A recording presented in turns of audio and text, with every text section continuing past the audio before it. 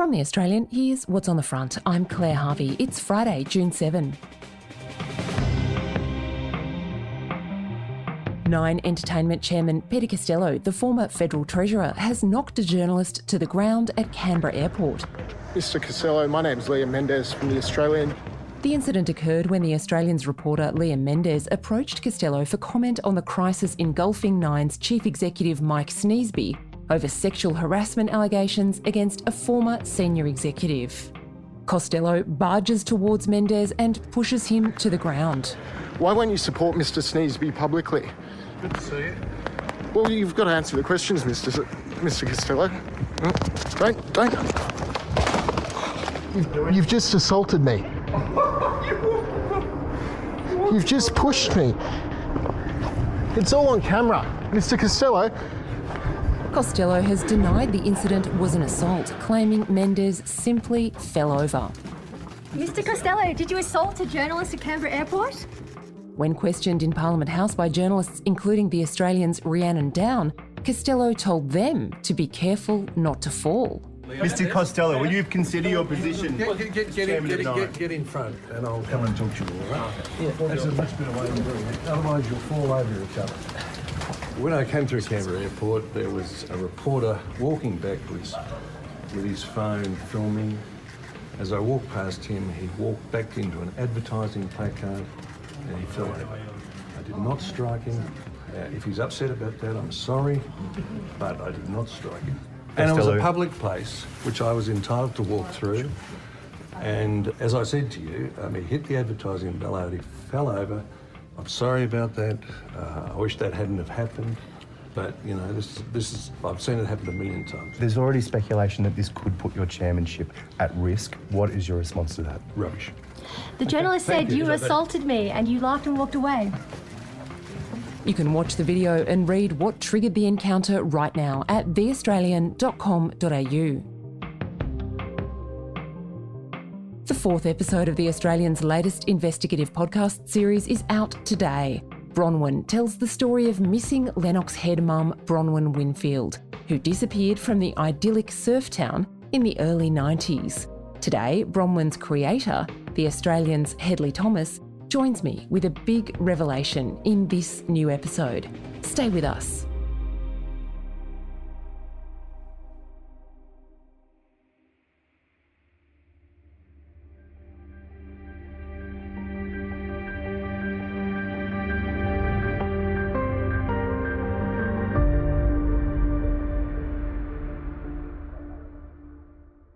On May 16, 1993, 31-year-old Bronwyn Winfield tucked her two little girls into bed at the family home in Lennox Head on the New South Wales North Coast and vanished. Still, there are no answers. Many of our listeners will know The Australian's national chief correspondent Hedley Thomas is trying to change that in his new investigative podcast series, simply called Bronwyn. So far in this series, we've heard about Bronwyn's unhappy marriage to John Winfield, who built the Lennox Head house Bronwyn described as a prison. These are Bronwyn's diaries, being read by a voice actor. When we moved to Lennox Head, I was even more lonely. The house that was built became John's castle and my prison. We've heard how Bronwyn was seeking a divorce from John and custody of her daughters. We've delved into her complex family history and the red herrings that meant police didn't conduct a thorough investigation until years after Bronwyn had disappeared. We know a coroner recommended John Winfield be prosecuted for her murder. And now in episode 4, we're examining who else knew what and when.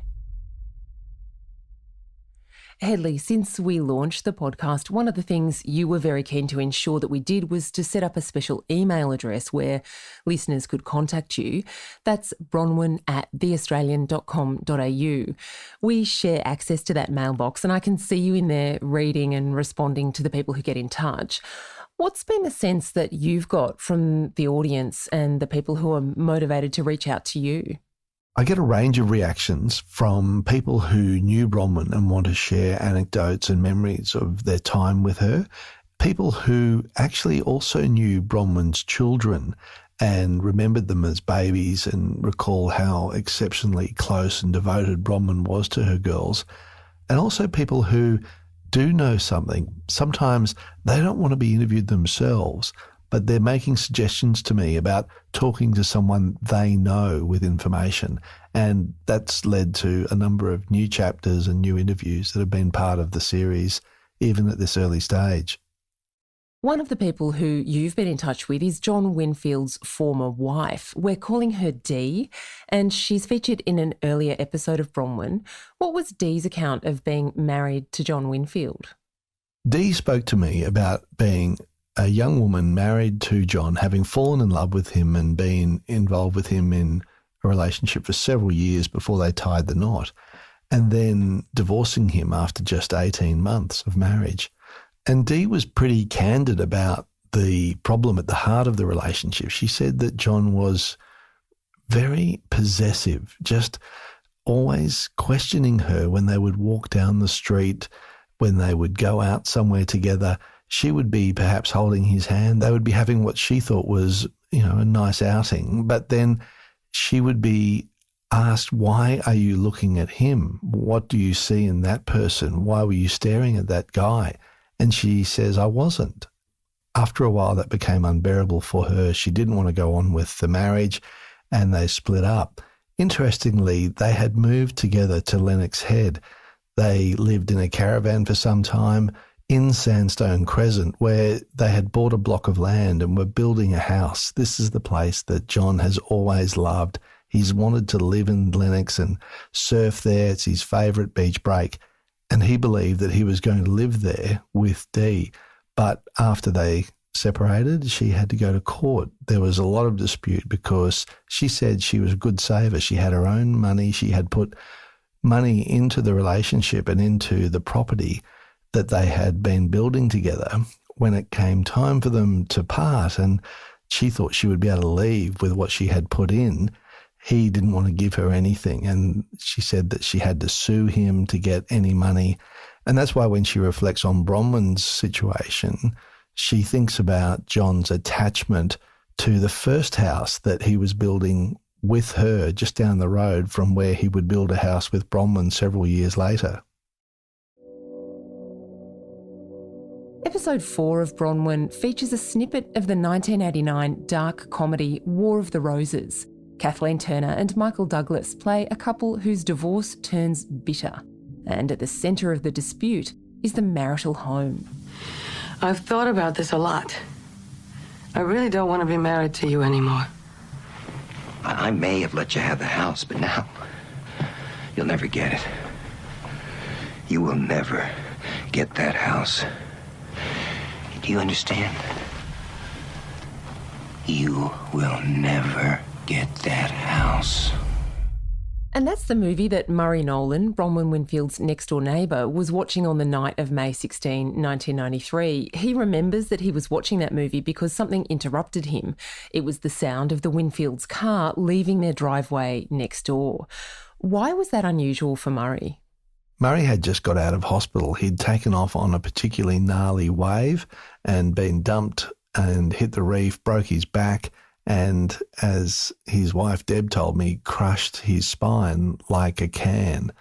He was at home at night on the sofa watching the television, and he heard the squeaky brakes of the car that he knew so well. He said the distinctive noise of the white Ford Falcon's brakes as they squeaked as the car eased down the sloping driveway always made him realise when Bronwyn or John were leaving the house.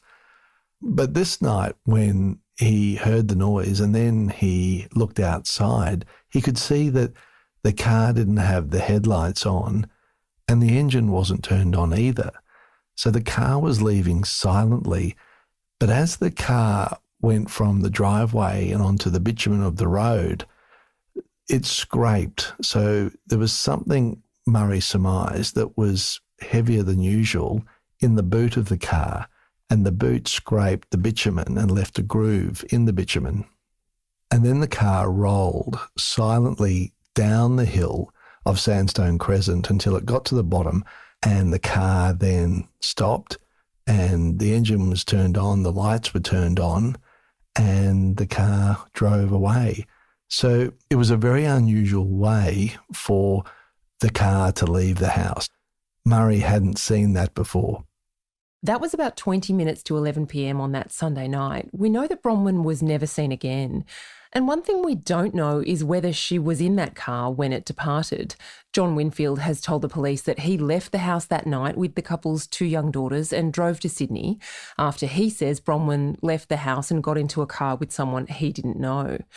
What have police thought over the years about what was going on inside that car, Hedley? Well, the police theory is that Bronwyn's body was probably in the boot of that vehicle.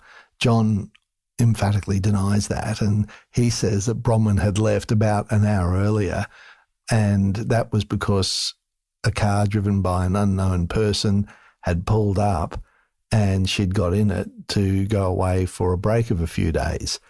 John doesn't deny that he was driving the white Ford Falcon at that time. In fact, he admits that he was driving the vehicle because that's around the time he must have left the house to go to Sydney. He left in a hurry with his 2 girls at about 20 to 11, and he bought fuel at a service station in nearby Ballina at 11:06 p.m. Coming up, what it will take for the justice system to revisit Bronwyn Winfield's case. Subscribers to The Australian hear new episodes of Bronwyn first. They can also read articles written about the case by Hedley, as well as our national crime correspondent David Murray and senior reporter Matthew Condon. Plus, subscribers get exclusive access to photos, maps, timelines and more. Check us out at theaustralian.com.au. We'll be back after this break.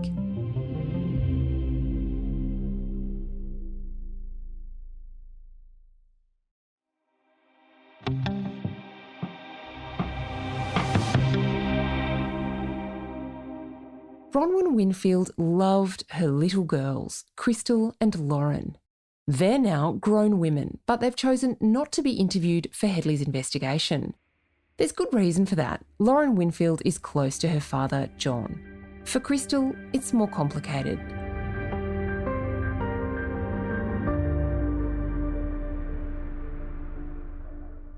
You've spoken to Crystal in the course of researching and reporting this podcast, Hedley, but she hasn't been interviewed. We see in the family photos she's a blonde little girl, obviously with a very close relationship with her mum, Bronwyn. Why hasn't Crystal wanted to talk to you for this podcast? Look, I think that question is one very personal to Crystal, but from what I've understood in the conversations that we've had, as well as conversations I've had with her mother's brother and other members of Bronwyn's side of the family, Crystal maintains a connection with her sister, Lauren, who was 5 years old when Bronwyn disappeared. Crystal was only 10. She also maintains a connection with her stepfather, John. She calls John Dad, and Crystal's own biological father has been deceased for some years. There's a strong view on Bronwyn's side of the family that Crystal is really torn, and while she wants answers, she doesn't want to upset her stepfather. She doesn't want to strain the relationship that she has with Lauren. Bronwyn Winfield's story bears a striking similarity to that of Lynette Sims, who vanished from Sydney's northern beaches in 1982. Lynn's husband, the former rugby league star Chris Dawson, was convicted of her murder in 2022, years after the coroner Carl Milovanovic recommended Dawson be prosecuted for the crime. Christopher Michael Dawson on the charge that on or about 8 January 1982 at Bayview, or elsewhere in the state of New South Wales, you did murder Lynette Dawson. I find you guilty. You may sit down. Both stories fell through the cracks of a complex and opaque criminal justice system. Dawson is now appealing his conviction, which came after Hedley's 2018 podcast investigation, The Teacher's Pet, shed fresh light on what had happened 4 decades ago. You always go into these podcast investigations, Hedley, with the goal of getting some answers, potentially solving a crime. As I said, you're getting contacted by people who knew Bronwyn via that email address, bronwyn@theaustralian.com.au. What's needed for this case to progress beyond where it is now, which is the DPP in New South Wales declining to prosecute John Winfield? I think all of these cold cases always require fresh sets of eyes to review them. And that goes for the office of the DPP as well. There's a lot to be critical of the police about in this case because for the first 5 years, they really did a terrible job and failed to act on a lot of red flags suggesting that Bronwyn would not have voluntarily just abandoned her children, her house, her job, her friends and home to start some new life. That wasn't plausible to people who knew Bronwyn back then. And it looks much less plausible now in the context of a relationship that was falling apart at that time. And the police, when they came on board, did do a much more thorough job with this case and took it to a coronial proceeding, and then there was a finding by a coroner, and then there were subsequent investigations by police. While all of that was going on, the DPP declined to prosecute. But what we don't know in all of these sorts of considerations is whether the DPP has made its decision correctly, whether it's made its decision based on all the information and understanding of the case that they could possibly have, or whether the decision was made in error. And the reason we don't know is because that process is always concealed. It's an opaque process. It's not transparent. There isn't any way for the victims or for police to properly understand why, apart from the blanket statement of insufficient evidence, these cases don't run. Now, with the benefit of hindsight, looking at all of the statements and evidence and new evidence that's available that the DPP was probably not aware of at the time, it's the kind of case that you think, well, is someone considering it again and looking and wondering whether this could be another case like Lynn's case involving her husband, Chris Dawson, which should have been prosecuted way back in the 80s or 90s. And when it was properly considered again in 2022, it led to a prosecution.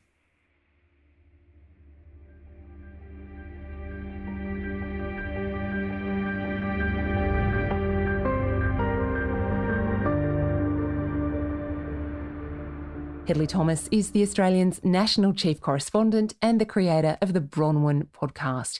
Episode 4 is live for subscribers now at bronwynpodcast.com. That's BRONWYN podcast.com.